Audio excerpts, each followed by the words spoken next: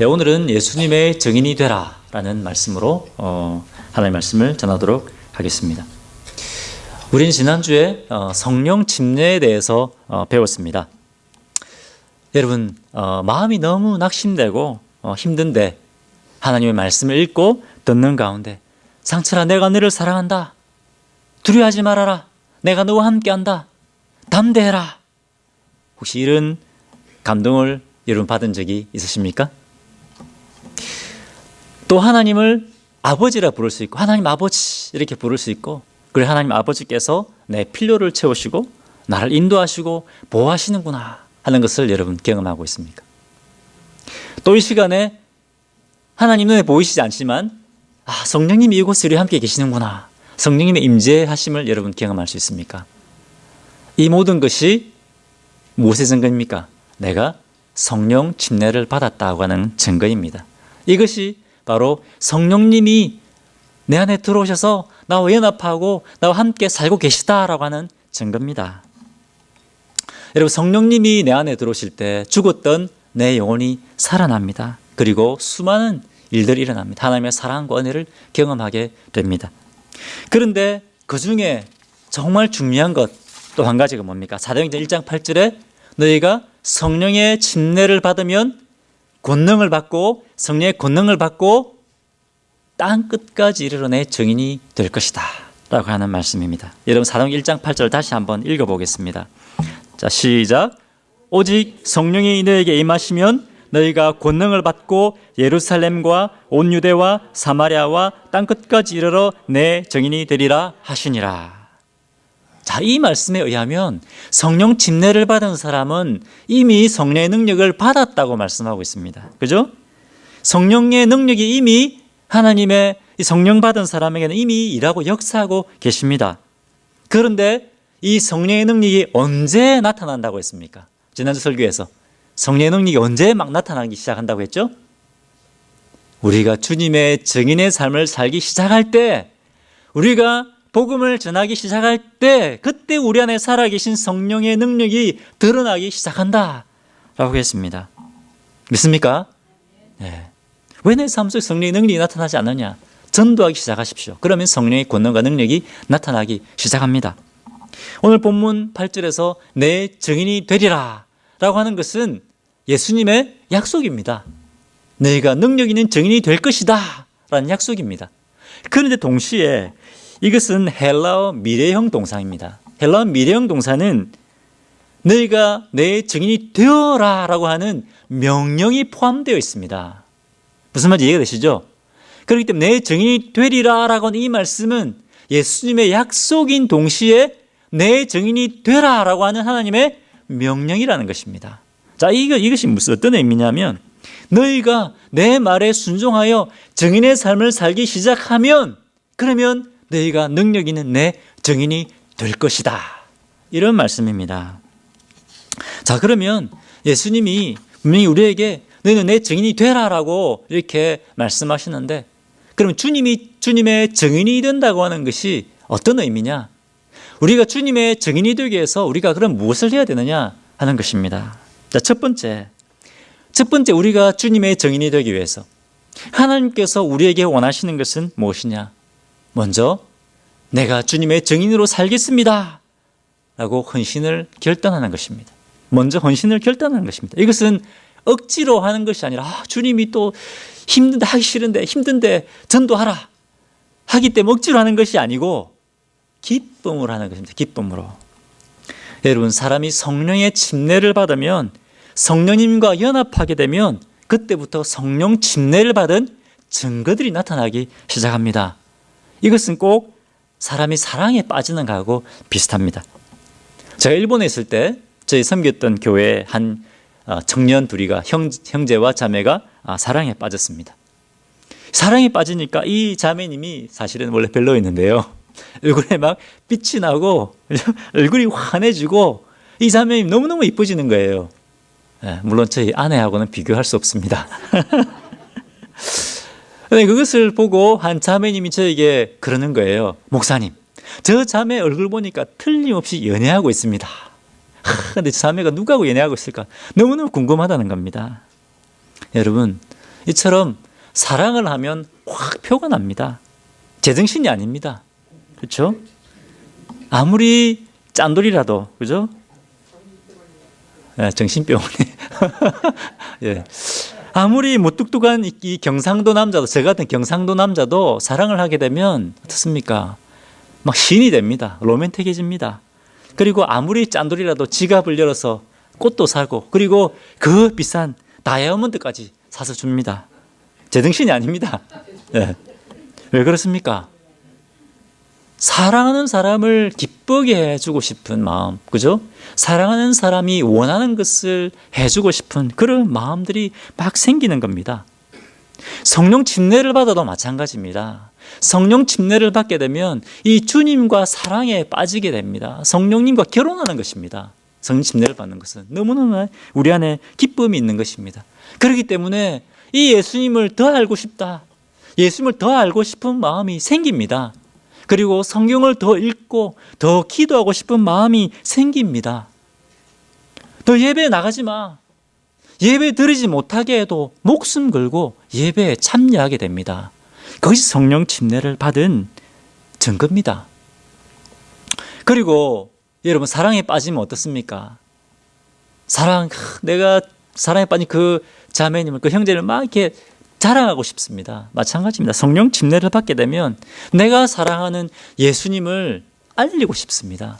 전하고 싶은 그런 마음이 막 솟아나기 시작합니다.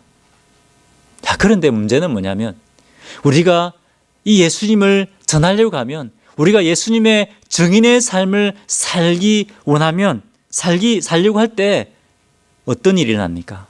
고난이 옵니다. 고난이. 반드시 영적 싸움이 일어나게 되어 있습니다. 여러분, 사도행전 우리 이제 1장 읽었는데 2장, 3장, 4장 계속 한번 읽어보십시오.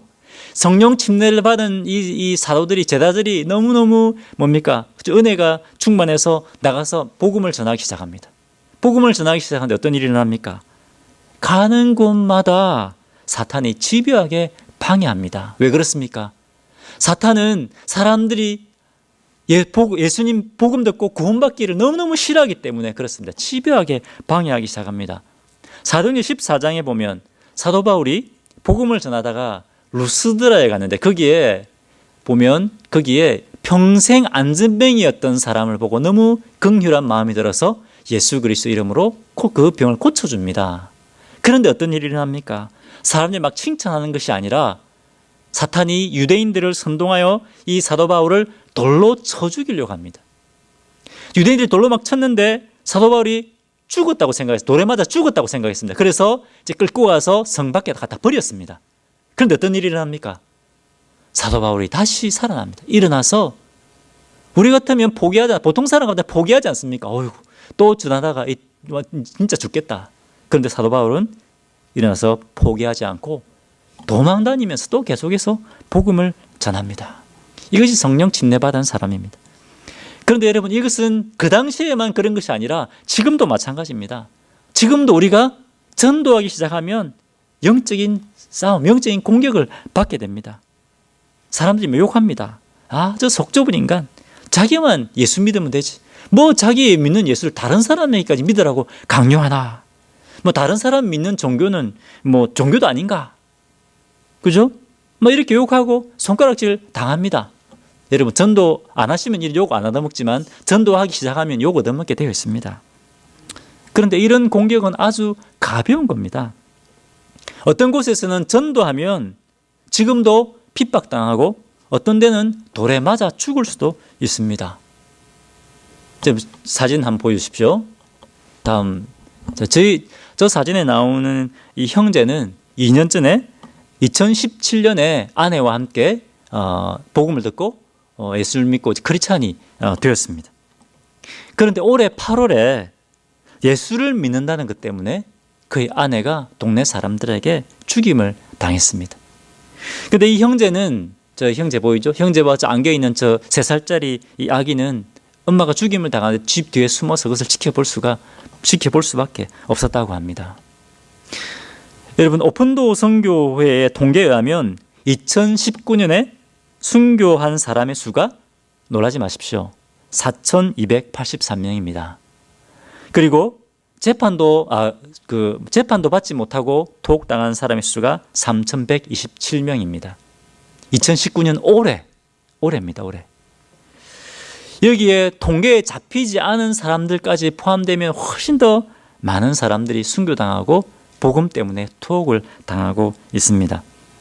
여러분, 우리는 지금 죽느냐 사느냐, 영적으로 죽느냐 사느냐 하는 영적인 싸움을 싸우고 있습니다. 경각심을 가져야 됩니다. 데이비 플랫이 그런 얘기했습니다. 중국에 가서 지하교회에 있는 성도들을 돕는데 그들은 정말 이 고난과 핍박이 와도 주님 앞에 예배 드리려고 창문 다 지하교회 성도들이 들키면 안 되잖아요. 창문 다 틀어 잠그고 그 더운데 주님 앞에 온 마음과 힘을 다해 찬양하더라는 겁니다. 그걸 보면서 레디컬이라는 책이 나오지 않습니까? 책 읽어보셨습니까? 그 책이 한글로 번역돼서 굉장히 많은 분들에게 읽혔어요. 한국 분들도 굉장히 많이 읽었습니다. 그것을 보면서 야, 우리 미국의 크리스찬들은 가짜구나, 가짜.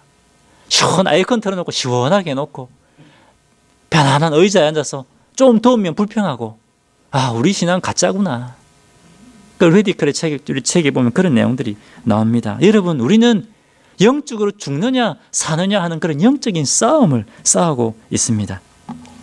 사탄은 우리가 계속해서 예수를 믿지 못하게 하고 또 예수님의 복음을 전하지 못하도록 계속해서 방해합니다. 외적으로 방해할 뿐만 아니라 내면에서 우리 내면적으로 또 우리를 공격합니다. 어떻게 공격합니까?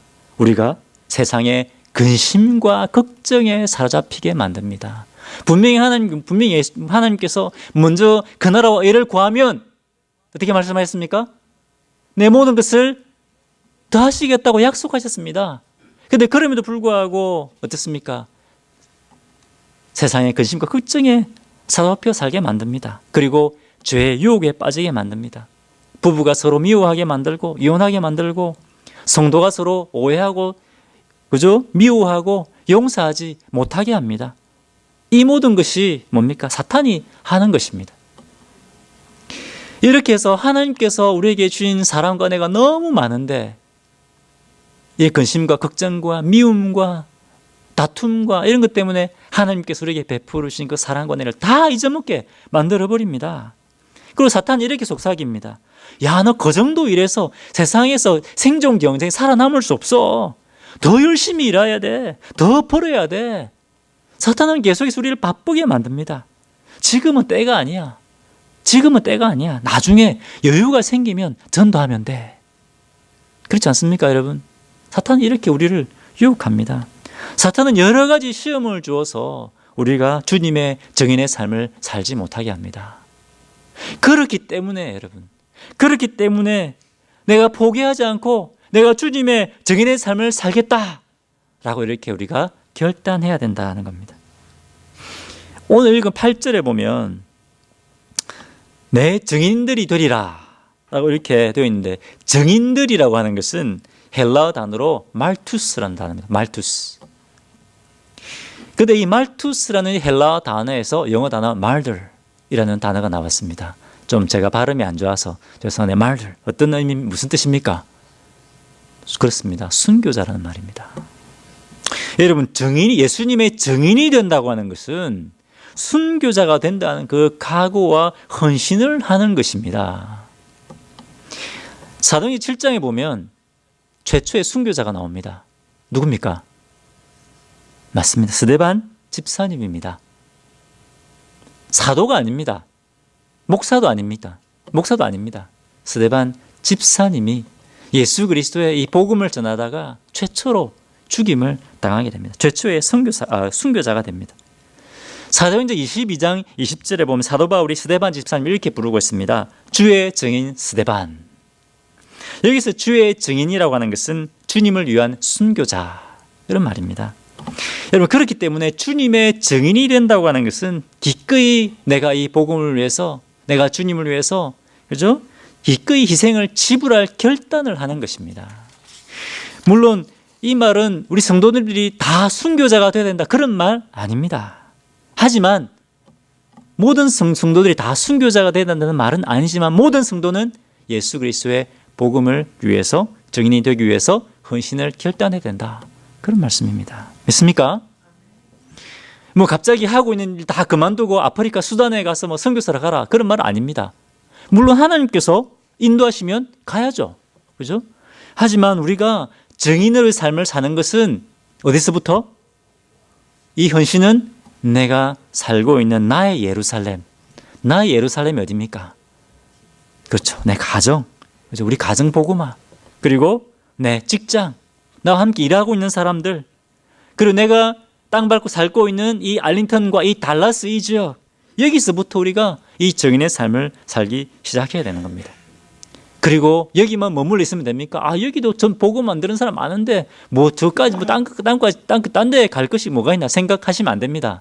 여기서부터 우리 여기서 복음을 전할 뿐만 아니라 우리는 땅 끝까지 나가서 우리는 복음을 전해야 됩니다. 그리고 내가 할 수 있는 것부터 시작하는 겁니다. 내가 할 수 있는 것부터 헌신하는 겁니다. 먼저 증인의 삶을 살기 위해서 여러분 뭐가 필요할까요? 먼저 여러분 시간을 드려야 됩니다. 여러분 시간을 드려야 됩니다. 시간 내서 먼저 영혼들 위해서 기도하기 시작해야 됩니다. 전도는 영적인 싸움입니다. 어떻게 이길 수 있습니까? 기도입니다. 먼저 기도를 해야 그 영혼을 사탄의 그 손아귀에서 구원해낼 수 있는 겁니다. 시간 내서 먼저 기도해야 됩니다. 기도하지 않고 절대 영혼이 구원의 역사가 일어날 수가 없습니다. 시간 내서 전도할 대상자를 찾아야 됩니다. 전도할 사람이 없어요. 천지입니다. 엄청 많습니다. 그리고 내가 어떻게 전도해야 될 것인가 그 계획을 세워야 됩니다. 전략을 세워야 됩니다. 또 내 지갑을 열어서 뭡니까? 내 지갑을 열어서 전도할 사람에게 밥도 사주고 그죠? 선물도 준비해야 됩니다. 제 아내와 같이 저 이제 그 비즈니스를 쭉 돌았는데요. 그냥 비즈니스 카드 주니까 얼굴이 굳어 있더라고요. 근데 김밥을 싸가지고 딱 갖다 주니까 얼굴이 싹 이렇게 얼굴이 싹 바뀌더라고요. 여러분 우리의 시간과 물질을 드려야 됩니다. 때로는 내 자존심을 버려야 됩니다. 여러분 우리는 너무 멋지게 너무 신사적으로 예수를 믿으려고 하지 않습니까? 우리 너무 신사적으로 예수를 믿으려고 합니다. 내 멋진 스타일 망가지지 않고 예수 믿으려고 합니다. 그런데 여러분 예수를 믿는다고 하는 것은 주님의 증인이 된다고 하는 것은 내가 때로 손가락질 당하고 내가 욕 얻어먹고 손해보고 자존심 상하고 그것이 예수를 믿는 겁니다. 그것이 예수쟁이입니다. 이번 주 UTA 캠퍼스에 나갔습니다. 제가 학생들을 만나려고 이제 그 카페에 앉아 있는데 제 옆에 한국 학생들이 2명 앉는 거예요. 잘 됐다. 제가 가서 이제 인사를 했습니다. 저는 목사입니다. 하니까 그렇게 하니까 목사입니다. 소개를 하니까 이 친구들이 빨리 갔으면 좋겠다. 얼굴에 막 눈치를 되게 막 주기 시작하는 거예요. 우리 교환 학생인데요. 다음 달 한국 갑니다. 우리 교회 못 갑니다. 딱 잘라서 말하는 겁니다. 말은 하지 않았지만 우리 예수 필요 없으니까 좀 귀찮게 하지 마세요. 그런 뉘앙스를 팍팍 풍기는 겁니다. 좀 자존심 상했습니다. 자존심 상했는데 그래도 웃으면서 혹시 도움이 필요하면 연락 주세요 하고 저 비즈니스 카드하고 그리고 볼펜 저희 교회에서 만든 볼펜을 주고 갔습니다. 언젠가 예수님이 필요할 때가 오겠지. 그런 마음으로 기도하는 마음으로 그것을 주고 왔습니다. 여러분 전도하는 것이 멋집니까? 멋지지 않습니다. 전도하는 것이 멋지지 않고 전도하는 것이 항상 성공적이지 않습니다. 실패할 때가 훨씬 더 많습니다. 예수님이 전도할 때 항상 성공적이었습니까? 사도 바울이 전도할 때 항상 성공적이었습니까? 안 믿는 사람이 훨씬 더 많았습니다. 우리가 전도할 때 성공하는 것보다 실패하는 것이 훨씬 더 많습니다. 중요한 것은 전도의 결과가 아닙니다. 결과가 아니라 주님의 말씀에 순종하는 겁니다. 우리가 주님의 말씀에 순종하여 증인의 삶을 살기 시작할 때 그것이 주님을 기쁘시게 하는 겁니다. 여러분 예수님의 제자들이 부족한 것 참 많지 않았습니까? 그런데 그럼에도 불구하고 예수님의 제자들이 잘한 것 그것은 예수님이 나를 따르라 라고 했을 때 자기의 것들을 다 버리고 예수님을 쫓았다고 하는 것입니다. 우리가 예수님의 증인이 되기 위해서 필요한 것이 바로 그겁니다. 주님이 증인으로 삶을 살아라고 내 증인이 되라 라고 하시는 이 주의 말씀에 순종하여 따라가는 것이 우리가 해야 되는 것입니다. 여러분 주님의 증인이 되도록 헌신하고 결단하시는 우리 성도님들 되시기를 주님의 이름으로 축원합니다. 자, 그런데 우리가 이제 결단을 했습니다. 그런데 결단하는 것으로 충분하지 않습니다. 우리가 결단을 하고 그것을 우리의 액션으로 옮겨야 됩니다. 구체적인 액션을 취해야 됩니다. 자, 그럼 우리가 주님의 증인이 되기 위해서 우리가 어떤 액션을 취해야 되는가? 예수님의 증인의 모델의 삶을 살았던 사도 바울이 이 증인의 삶을 살기 위해서 어떤 액션들을 취했는지 한번 보겠습니다. 골로새서 1장 28절부터 29절 말씀입니다. 자, 슬라이드 파워포인트 부탁드립니다. 29절 같이 한번 읽어보겠습니다. 시작. 우리가, 자 28절입니다. 시작. 우리가 그를 전파하여 각 사람을 권하고 모든 지혜로 각 사람을 가르침은 각 사람을 그리스도 안에서 완전한 자로 세우려 함이니. 29절. 이를 위하여 나도 내 속에서 능력으로 역사하는 이의 역사를 따라 힘을 다하여 수고하노라. 자, 29절 마지막 금방 읽은 때 보면 내 속에 능력으로 역사하는 이의 힘을 따라 역사를 따라 힘을 다하여 수고하느니라. 자, 이 말은 뭡니까? 이 사도 바울이 철저하게 이 복음, 이 증인의 삶을 살면서 누구의 힘을 의지했다? 성령님의 능력을 의지했다. 사도 바울은 일하고 역사한 성령님의 능력을 의지했다. 하지만 또 동시에 어떻게 해요? 나도 내 힘을 다하여 수고한다. 이렇게 고백하고 있습니다.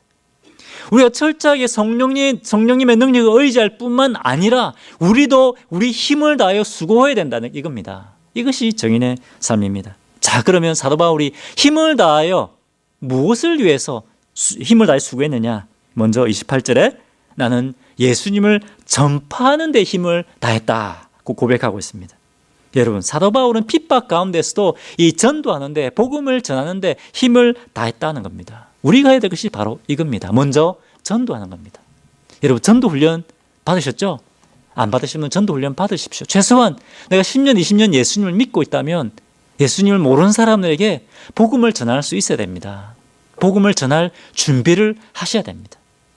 그리고 우리 가족들과 친구들에게 복음을 전하고 이 사람들을 교회로 데리고 오는 것 너무너무나 중요합니다. 이것이 전도의 시작입니다. 증인의 삶을 살기 위해서 전도가 없으면 증인의 삶을 살 수가 없습니다. 먼저 우리는 복음을 전해야 됩니다. 그런데 또 어떤 분들, 많은 분들은 증인의 삶을 산다고 하는 것이 전도하면 끝이다라고 생각하시는 분들이 또 많이 계시더라고요. 교회에 데리고 왔으면 이제 내 역할이 끝났다라고 생각하시는 분들이 계신데 그렇지 않습니다. 예수님의 증인이 된다고 하는 것은 그 이상입니다. 자, 두 번째, 사도 바울은 뭘 했느냐? 뭘 했습니까? 전도한 사람들을 모든 지혜로 가르쳤다. 모든 지혜로 가르쳤다. 뭡니까? 사도 바울은 힘을 다하여 전도한 사람들에게 뭘 가르쳤을까요? 하나님의 말씀을 가르쳤습니다. 하나님의 말씀을 가르쳤습니다. 자, 세 번째, 마지막. 이제 말씀을 가르치는 사람들을 그냥 가르친 것으로 끝나지 않고 어떻게 했습니까? 각 사람을 열심히 권면했다고 되어 있습니다. 권면했다. 무엇을 위해 권면했을까요? 매일매일 워크아웃을 열심히 하십시오. 이렇게 권면했을까요? 아닙니다. 형제님, 예수를 믿었으니까 이제 하나님 말씀을 매일 읽고 기도해야 됩니다.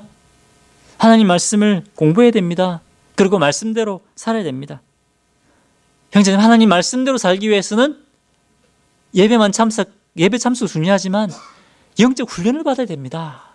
큐티도 하셔야 됩니다. 그리고 전도 훈련도 받아야 됩니다. 그래서 주님의 증인이 되셔야 됩니다. 이렇게 권면을 해야 된다는 겁니다. 권면을 해야 된다는 겁니다. 믿습니까?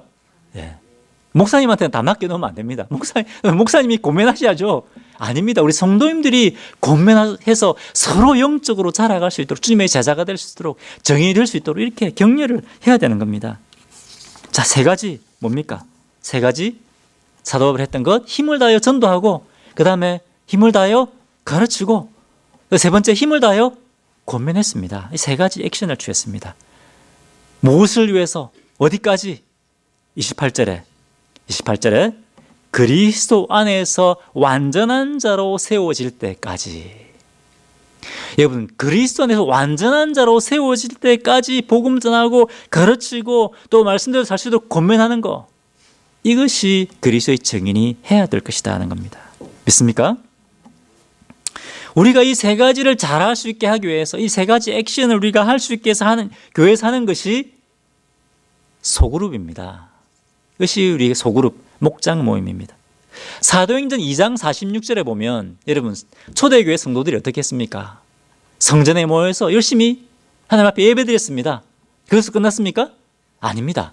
사도행전 2장 46절에 보면 성전에 모이고 또 집에서 모였습니다. 집에서 함께 크게 큰 모임으로 예배드리고 또 각 가정에 가서 작은 모임으로 소그룹으로 모인 겁니다. 왜 그렇습니까? 큰 예배 참석하시면 여러분 주님의 하나님의 가족을 경험할 수 있습니까? 교회가 가족 아닙니까? 가족. 그죠? 근데 일주일에 한 번 교회 와가지고 여러분 하나님의 가족 경험할 수 있습니까? 못하죠. 안 됩니다. 어떻게 우리가 하나님의 가족을 경험할 수 있습니까? 소그룹에서 목장에 들어가서 우리가 하나님의 가족을 경험할 수 있는 겁니다. 서로 사랑하고 그죠? 격려하고 서로 위해서 기도하고 또 서로 말씀을 나누고 하나님 뜻대로 살 수 있도록 서로 격려하는 것입니다. 우리가 증인의 삶을 살 수 있도록 우리가 이 소그룹으로 모이는 겁니다. 자, 이런 말이 있습니다. 건강한 교회는, 성장하는 교회는 교회 앞문을 활짝 열어놓고 그 다음에 뒷문은 닫고 그죠? 그 다음에 옆문을 많이 열어야 된다. 작은 방으로 들어가는 옆문들을, 작은 방들을 많이 만들어 놓고 그 작은 방으로 들어가는 옆문을 많이 만들어 놔야 된다고 합니다. 무슨 말입니까? 예, 맞습니다. 작은 방으로 들어가는 소그룹들을 만들어 놓지 않으면 사람들이 교회로 큰 문, 앞문으로 들어가서 어떻게 되죠? 뒷문으로 빠져나가 버립니다. 왜? 하나님의 가족을 경험하지 못하기 때문에, 진정한 영적 성장을 경험하지 못하기 때문에 앞문으로 들어왔다가 뒷문으로 쑥 빠져나가는 겁니다. 진정하게 건강하게 성장하는 교회는 작은 그룹들을 통해서 이렇게 함께 성장해 가는 것입니다. 여러분, 예수님이 오셔서 3년간 하신 것이 뭡니까? 큰 교회를 세웠습니까? 예수님이 설교하시면 수많은 사람들이 모여들었습니다. 예수님은 얼마든지 큰 교회, 메가처치 할 수 있었습니다. 하지만 예수님은 3년 동안 뭘 했습니까? 12명의 제자를 키우는데 거기에 힘을 쏟았습니다. 소그룹입니다. 소그룹 제자 훈련을 하셨습니다. 그것을 통해서 예수님이 이제 천국에 가셨을 때 제자들이 주님의 교회를 세우신 겁니다. 여러분, 우리가 주님의 증인이 되기 위해서 세 가지 액션이 뭐라고 했습니까? 사람들을 전도하고 말씀을 가르치고 또 그것을 끝나지 않고 주님의 제자로 증인이 될 수 있도록 서로 권면하는 것입니다. 이 세 가지 액션입니다. 여러분, 사도 바울은 디모데후서 4장에서 이렇게 가르칩니다. 4장 1절, 하나님 앞과 살아있는 자와 죽은 자를 심판하실 그리스도 예수 앞에서 그가 나타나실 것과 그의 나라를 두고 엄히 명하노니. 사도 바울이 지금 뭡니까? 죽은 자를, 산자와 죽은 자를 심판하실 그리스도 앞에서, 그리스도의 이름으로 내가 너에게 엄히 명한다, 이렇게 말씀하고 있습니다. 뭘 지금 엄히 명하고 있습니까? 이것은 명령입니다. 2절, 너는 말씀을 전파하라. 너는 말씀을 전파하라. 이것이 지금 엄히 우리에게 명하고 있는 겁니다. 너는 말씀을 전파하라. 때를 얻든지 못 얻든지 항상 힘쓰라. 전도하기 좋을 때만 전도하라고 했습니까? 아닙니다. 때를 얻든지 못 얻든지 항상 힘쓰라. 범사에 오래 참음과 가르침으로 경책하며 경계하며 권하라. 여러분, 이것이 증인의 삶을 사는 것입니다. 이것이 우리 주님이 우리에게 사도 바울을 통해서 엄히 명하신 것입니다. 이것은 예수님이 우리에게 주신 명령입니다. 자, 일본에서 사역할 때 함께 사역했던 우리 선교사님의 간증을 제가 좀 나누고 싶은데요. 저희가 이제 학교에서 대학생들을 대상으로 복음을 전하고 사역을 했습니다. 이 선교사님이 이제 일본 그 학생들을 만나서 막 복음을 전했는데 그날은 다 그냥 뭡니까? 다 퇴짜를 맞은 겁니다. 전도와서 이제 사람 만나서 복음을 전하려고 하는데 다 퇴짜를 놓는 겁니다. 나중에 여러분 한 번, 두 번, 세 번 거절당하면 마음이 힘듭니다. 상처도 됩니다. 근데 이 선교사님이 다 다 싸들고 이제 집에 가고 싶은 마음이 생겼습니다. 주님, 오늘 정말 전도가 안 됩니다. 힘듭니다. 마음적으로는 너무너무 집에 가고 싶었는데, 그래도 하나님, 그래도 제가 마지막 한 명에게 더 복음을 전하겠습니다. 이것은 의지의 결단입니다. 여러분, 때로 우리가 전도자의 삶을 살 때 우리 마음을 따라가는 것이 아니라 때로는 우리가 의지의 결단이 필요합니다. 이제 결단하고, 하나님, 이제 한 사람에게만 제가 더 복음을 전하겠습니다. 이렇게 하고 일반 학생을 한 명 더 만나서 복음을 전했습니다. 그런데 이 학생이 예수님을 받아들이고 예수님 영접했습니다. 구원받게 됐습니다. 그런데 나중에 알고 보니까 이 친구가 그날 밤에 스스로 목숨을 끊으려고 했던 친구였습니다. 그런데 이 복음을 듣고 이 친구가 예수님을 믿고 구원받은 겁니다. 여러분, 이 얼마나 놀라운 일입니까? 하나님께서 우리에게 정인의 삶을 살아라고 한 것은 여러분 놀라운 특권입니다. 이것은 천사에게 주신 직분이 아니라 누구에게 주셨다고요? 우리에게 주신 겁니다. 주님의 정인이 되는 것은 하나님께서 우리에게 주신 놀라운 특권이고 우리의 직분입니다. 여러분, 우리의 아이덴티티가 뭡니까? 그리스도의 증인입니다. 이것이 우리의 잡입니다. 믿으십니까? 여러분, 오늘 이 말씀에 순종하여 예수 그리스도의 증인으로 살기를 결단하고 주의 말씀을 가르치고 권면하는 주님의 백성들이 되시기를 주님의 이름으로 축원합니다. 같이 기도하겠습니다.